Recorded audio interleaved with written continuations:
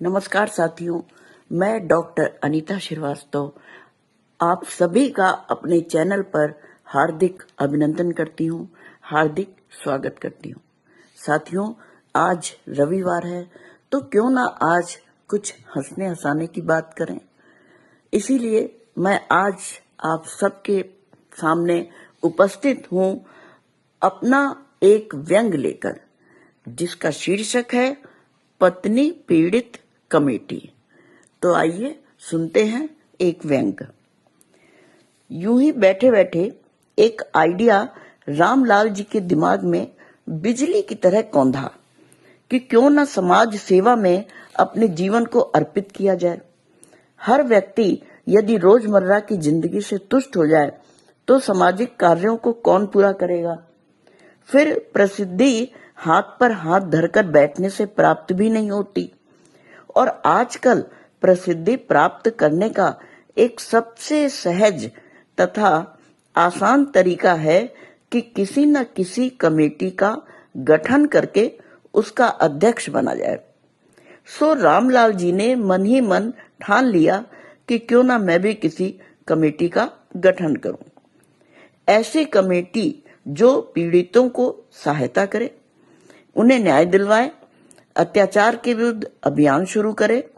ये सब सोच ही रहे थे कि उनकी पत्नी वहां आदम की, और सब्जी लाने के लिए जो थैला उन्होंने हाथ में पकड़ा था उनके मुंह पर मारते हुए बोली, दिन भर मक्खी मारते रहते हो, ये लो थैला और थोड़ी साग सब्जी ले आओ, नहीं तो शाम को खाने में क्या मैं तुम्हारा सिर बनाऊंगी।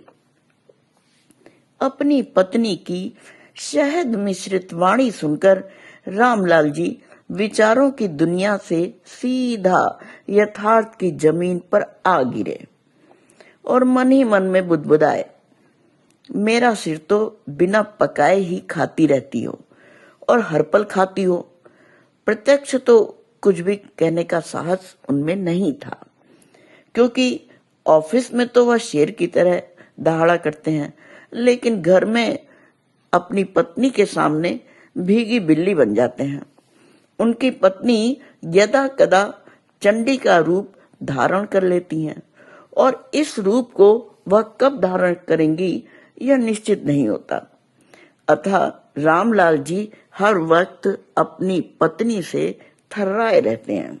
साग सब्जी खरीदते समय सहसा उन्हें ध्यान आया कि क्यों ना मैं पत्नी पीड़ित कमेटी का गठन करूं, और चूंकि मैं ही सबसे ज्यादा पत्नी पीड़ित हूं, अतः इसका अध्यक्ष बनकर एक तरह से मैं अध्यक्ष के पद को सार्थक भी करूं। देखते ही देखते एक कमेटी गठित हो गई। बाहर के छोटे कमरे में रामलाल जी ने इसका कार्यालय खोल लिया, और कार्यालय खुलते ही सदस्य बनने के लिए बड़ी तादाद में पत्नी पीड़ित पति लाइन लगाकर खड़े हो गए। एक बार तो उन्हें लगा कि कहीं मेरी पत्नी ने मेरे बाहर के कमरे को राशन की दुनिया में तो तब्दील नहीं कर दिया, जो इतनी लंबी लाइन लगी हुई है। लेकिन कई लोगों के सिर पर बेलन के निशान देखकर वह कंफर्म हो गए कि ये पत्नी पीड़ित कमेटी के मेंबर बनने के लिए ही खड़े हैं। रामलाल जी के घर में आए दिन पीड़ितों का तांता लगने लगा। देखते ही देखते वह इस पीड़ित विशाल जनसंख्या के मध्य प्रसिद्ध होने लगे कि एक दिन वे क्या देखते हैं कि उनकी पत्नी के कमरे में बहुत सी औरतों का जमघट लगा हुआ है, और उनकी पत्नी वीर तथा रौद्र रस का सुंदर समन्वय बनी उनके सामने खड़ी गुर्रा रही हैं। क्यों जी, तुम्हारे कमरे के बाहर लगी हुई जो भीड़ थी उसे देखकर मैं तो समझी थी कि तुम कोई बहुत बड़े नेता बन गए हो, पर तुम तो हमारे विरुद्ध आंदोलन छेड़ रहे हो। आखिर तुम्हारी इतनी हिम्मत कैसे हुई। यकीन मानिए, पत्नी का रौद्र रूप देखकर वह थर-थर कांपने लगे। उनकी पत्नी अकेली ही उन्हें डराने के लिए पर्याप्त थी। और आज तो वह पूरी सेना के साथ अपने आस पड़ोस की सभी वीरांगनाओं के साथ यहाँ आई थी। वे भगवान से प्रार्थना करने लगे कि कैसे भी धरती फट जाए और वे उसमें समा जाए, ताकि एक नेचुरल तथा ऑनरेबल मौत मर सके। लेकिन क्या बताएं, उन वीरांगनाओं ने और मुख्य रूप से उनकी धर्म पत्नी ने मिलकर उनका वो हश्र किया कि उनकी दशा देखकर कमेटी के सारे सदस्य सिर पर पांव रखकर भाग गए।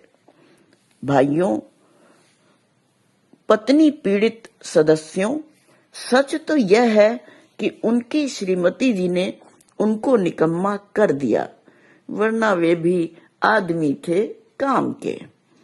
साथियों, ब्रह्मा जी ने भी पत्नी नामक जीव की रचना की थी, तो उससे छुटकारा पाने का उपाय वह स्वयं भी नहीं जानते थे। फिर भला रामलाल जी लोगों को उनकी पत्नी के अत्याचारों से न्याय कैसे दिलवा सकते थे?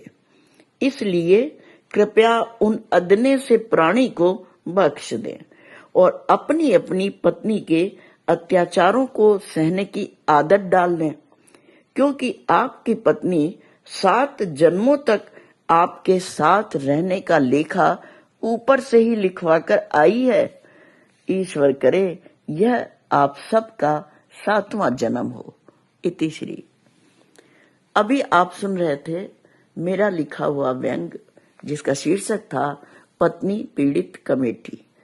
आशा है यह व्यंग आपको पसंद आया होगा। धन्यवाद।